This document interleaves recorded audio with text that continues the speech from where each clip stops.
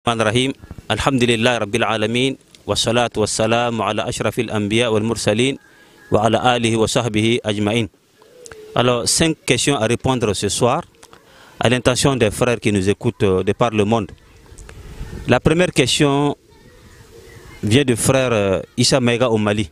Il dit celui qui est atteint de pète à répétition, entre guillemets gaz intestinal qui s'échappe de l'anus avec bruit, doit-il reprendre son ablution à chaque fois que cela lui arrive? Ça devient une maladie. Quand ça devient une maladie qu'on ne peut pas maîtriser, en ce moment on prie avec les pètes. Il n'y a pas de problème. Non. Si toutefois, c'est-à-dire on ne peut pas se maîtriser, et si à chaque fois il faut sortir de la prière, aller prendre une autre ablution, en ce moment-là, on ne va jamais prier. Et c'est pourquoi la religion a autorisé cela.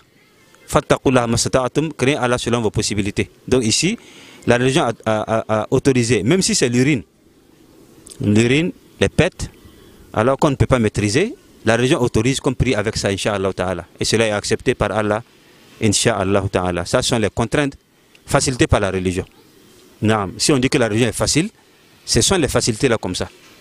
Voilà. Ce qui est difficile, et qu'en cas de besoin, et en cas d'impossibilité, la religion te rend facile la chose, Inch'Allah. Ça, c'est la première question. La seconde question, le frère il dit Assalamu alaikum. Ma question concerne le couvre-feu qui commence à 19 h. Est-ce qu'on peut faire les deux prières en même temps? Voilà. Donc, il a donné son contact. Ça dit faire Maghrib et Isha ensemble. Voilà. Ici, le problème c'est quoi? Le rassemblement là, ce rassemblement même, c'est ce qui n'est pas autorisé.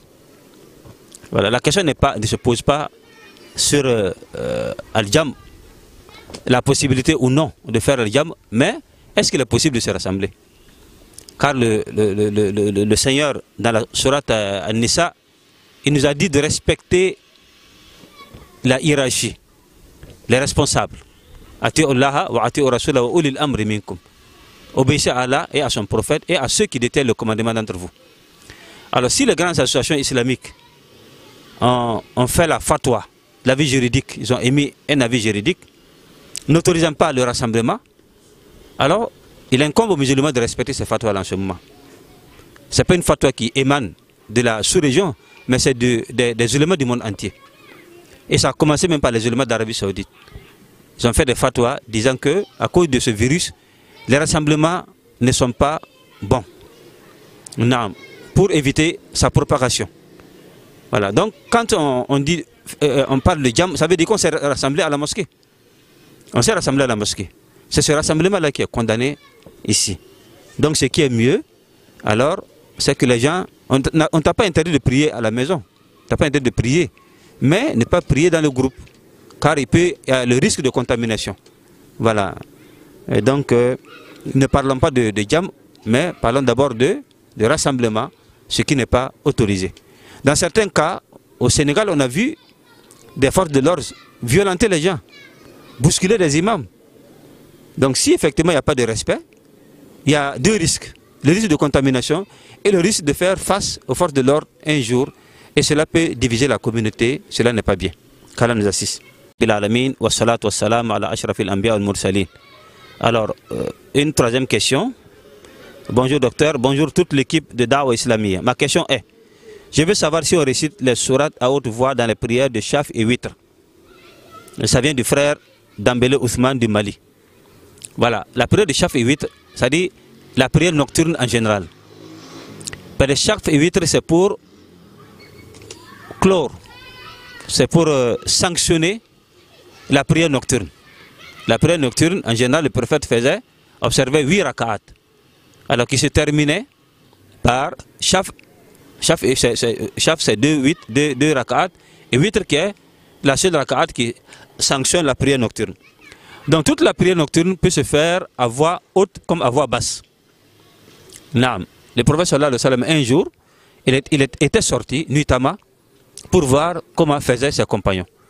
De passage chez Abu Bakr Siddiq, il a constaté qu'il faisait la prière nocturne à voix basse. Et de passage chez Omar ibn Khattab, il a constaté que celui-ci faisait la prière nocturne à voix haute. Lorsque les deux se sont trouvés chez le prophète, il les a demandé pourquoi ça a été ainsi. Abu Bakr dit que oui, je fais ça à voix basse pour ne pas gêner les dormeurs. Voilà, ne pas gêner les voisins. Voilà, et celui à qui je fais la conversation m'écoute. Il s'agit d'Allah subhanahu wa ta'ala. Allah m'entend. Donc ça suffit largement de faire ça à voix basse. Et il dit à Omar, pourquoi toi tu élevais trop ta voix? Il dit c'est pour effectivement réveiller les dormeurs et les inconscients. Voilà, le prophète s'est adressé à Abu Bakr de dire, lève un peu ta voix. Et puis il a dit à Omar ibn Khattab, baisse un peu ta voix. Donc c'est dire que c'est le juste milieu qui est recommandé ici. Voilà, ça n'empêche pas souvent quand on élève la voix, comme ça n'empêche pas de baisser la voix. Et moi je préconise, alors il est mieux de baisser la voix. Alors ça t'éloigne carrément de l'ostentation. Voilà, faire voir. Voilà, comme un dans la cachette, l'obscurité et la voix basse. En ce moment-là, on croit en Allah subhanahu wa ta'ala que même s'il est éloigné sur son trône, il nous écoute, il nous voit parfaitement. Naam, c'est ce qui est mieux, sinon les deux sont possibles. Donc une quatrième question. Alors le frère dit, salam alaikum, chers frères et sœurs, ma question est relative à la prière, notamment en cas de retard. Prenons la prière de Isha. Alors si je viens trouver la jama'a à la dernière raka'at, comment s'effectue le rattrapage? La prière de Isha. Voilà, la prière d'Isha est composée de 4 raka'at. Alors tu veux trouver la dernière raka'at, comment on fait? Alors si l'imam s'assoit, et tu t'assois avec lui. Il fait la tahiyya, le tashahhud. Quand tu vas lancer la salam, tu te lèves en ce moment, alors pour amener une raka'at à voix haute, pour compléter les 2 raka'at, les 2 premières raka'at d'Isha. Car les 2 premières raka'at d'Isha se font à voix haute. Voilà, donc toi tu amènes une raka'at à voix haute pour compléter, pour en faire alors 2 raka'at. Et là maintenant tu t'assois encore alors pour faire la tahiyya. Et quand tu te lèves maintenant, tu amènes les 2 raka'at, tu fais les 2 raka'at à voix basse. Alors tu suis le cours normal de la prière de Isha. C'est comme ça s'effectue Inch'Allah ta'ala. Naam. Min wa salatu wa salam ala ashrafil anbiya wal mursalin. Alors, une dernière question. Je suis couturier. Je veux savoir si je peux coudre les habits de femmes. Il dit qu'il s'appelle Sankara Alidou. Voilà, coudre l'habit de femme. Alors, il y a des conditions. Parce que la femme aussi est un être humain comme les autres. Et toi, tu es couturier, tu cherches ton argent. Mais il y a des conditions. La première condition, c'est de ne pas toucher au corps de la femme. Voilà, tu touches au corps de la femme. En ce moment-là, tu as enfreint à une loi. Ça, ce n'est pas possible. Que tu gagnes là, tu es sensible ou pas, il n'est pas question de toucher le corps d'une femme étrangère. Et secondo, alors l'habit à coudre, si c'est pour porter ça au dehors, la femme va porter ça au dehors, en ce moment-là, c'est pour laisser son hijab et porter un habit en mode. Et c'est toi qui as encouragé le mal en ce moment. Voilà. Mais si c'est un habit que la femme va porter à l'intérieur, tant mieux, il n'y a pas de problème.